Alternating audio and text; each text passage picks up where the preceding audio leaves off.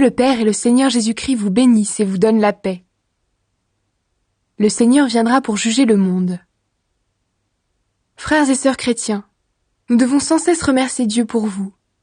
Cela est juste, parce que votre foi fait de grands progrès, et l'amour que chacun de vous a pour les autres grandit de plus en plus. C'est pourquoi nous disons aux autres églises de Dieu combien nous sommes fiers de vous.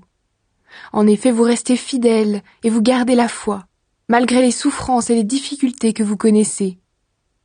Ces souffrances montrent que Dieu juge avec justice. En effet, elles vous rendront dignes du royaume de Dieu pour lequel vous souffrez. Oui, Dieu fera ce qui est juste. Il fera souffrir ceux qui vous font souffrir. À vous qui souffrez, Dieu vous donnera le repos avec nous, quand le Seigneur Jésus apparaîtra. Il viendra du ciel avec ses anges puissants, au milieu d'un grand feu. Et il punira ceux qui ne connaissent pas Dieu et qui n'obéissent pas à la bonne nouvelle de notre Seigneur Jésus. Voilà la punition pour ces gens-là. Ils seront détruits pour toujours, loin du Seigneur et loin de sa puissance glorieuse. Ceci se passera le jour où le Seigneur viendra. Alors ceux qui lui appartiennent lui rendront gloire. Tous ceux qui croient en lui l'admireront. Vous serez parmi eux, parce que vous avez cru au témoignage que nous vous avons donné. C'est pourquoi nous prions sans cesse pour vous. Voici ce que nous demandons à notre Dieu. Qu'il vous fasse vivre en accord avec l'appel que vous avez reçu de lui. Que par sa puissance, il vous aide à faire tout le bien que vous souhaitez, qu'il rende votre foi active. De cette façon, grâce à vous, le nom de notre Seigneur Jésus recevra de la gloire, et lui aussi vous donnera de la gloire. Tout cela est un don de notre Dieu et du Seigneur Jésus-Christ. Ce qui arrivera avant la venue du Seigneur. Frères et sœurs, notre Seigneur Jésus-Christ va venir, et nous serons rassemblés auprès de lui. À ce sujet, voici ce que nous vous demandons. Si quelqu'un vous dit que le jour du Seigneur est arrivé, n'allez pas perdre la tête trop vite, ne vous laissez pas effrayer. On peut vous donner cette nouvelle comme une parole qui vient de Dieu, ou bien comme une parole ou une lettre qui vient de nous. Ne laissez personne vous tromper par n'importe quel mensonge. En effet, ce jour n'arrivera pas avant la grande révolte contre Dieu. Le mauvais, celui qui est condamné, doit d'abord se faire connaître. C'est l'ennemi. Il s'opposera à tout ce qui est saint et à tout ce que les gens adorent. Il osera s'asseoir lui-même dans le temple de Dieu et il affirmera qu'il est Dieu. Quand j'étais encore avec vous, je vous en ai parlé. Est-ce que vous l'avez oublié ? Et maintenant, vous savez ce qui le retient. Ainsi il se montrera seulement au moment prévu. La puissance mystérieuse du mauvais est déjà en train d'agir. Quand ce qui le retient encore ne sera plus là, il n'agira plus en se cachant. Alors le mauvais sera découvert, et le Seigneur Jésus le fera mourir par le souffle de sa bouche. Il le détruira en apparaissant avec puissance. Quand le mauvais viendra avec la force de Satan, il fera toutes sortes d'actions puissantes. Il fera des choses étonnantes et extraordinaires pour tromper les gens. Par toutes sortes d'actions mauvaises, il trompera les gens qui se perdent. Et ils se perdent parce qu'ils n'ont pas reçu et aimé la vérité qui pouvait les sauver.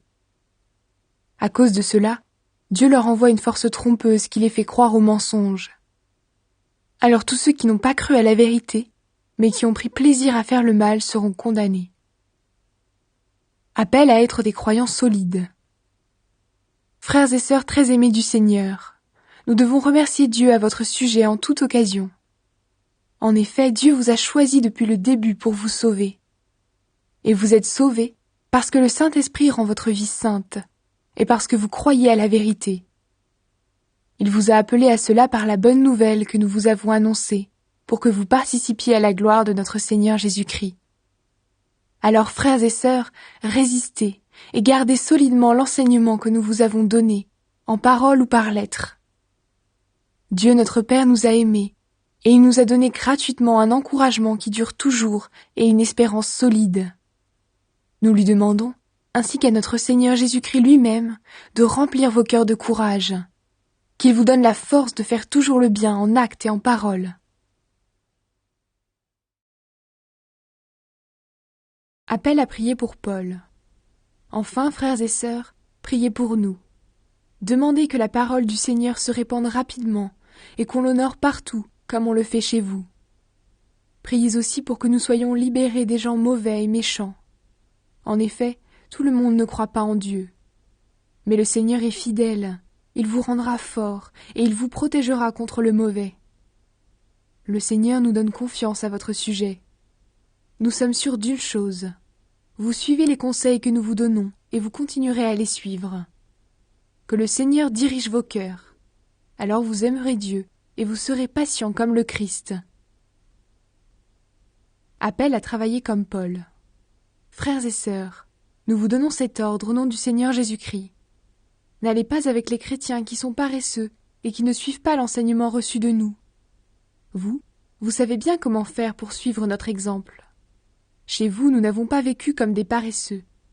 Nous n'avons demandé à personne la nourriture que nous avons mangée. Mais nous avons travaillé durement, et nous nous sommes fatigués nuit et jour. Nous avons travaillé pour ne rien vous coûter. Bien sûr, nous avions le droit de recevoir votre aide, mais nous avons voulu être pour vous un exemple à imiter. En effet, quand nous étions chez vous, nous vous avons donné ce conseil. Celui qui ne veut pas travailler, qu'il ne mange pas non plus. Pourtant, nous entendons dire ceci. Parmi vous, certains sont paresseux, ils ne font rien, mais ils se mêlent des affaires des autres. À ces gens-là, nous donnons ce conseil, ou plutôt cet ordre, au nom du Seigneur Jésus-Christ. Travaillez dans le calme pour gagner vous-même votre nourriture. Et vous, frères et sœurs, continuez à faire le bien sans vous décourager. Si certains n'obéissent pas à ce que nous disons dans cette lettre, prenez cela au sérieux. N'allez plus avec eux pour qu'ils aient honte, mais ne les traitez pas comme des ennemis. Donnez-leur des conseils comme à des chrétiens. Salutation finale. Que le Seigneur de la paix vous donne lui-même la paix, toujours et en toute occasion. Que le Seigneur soit avec vous tous. La salutation est de ma main à moi, Paul. Voilà comment je signe toutes mes lettres, c'est mon écriture. Que l'amour de notre Seigneur Jésus-Christ soit avec vous tous.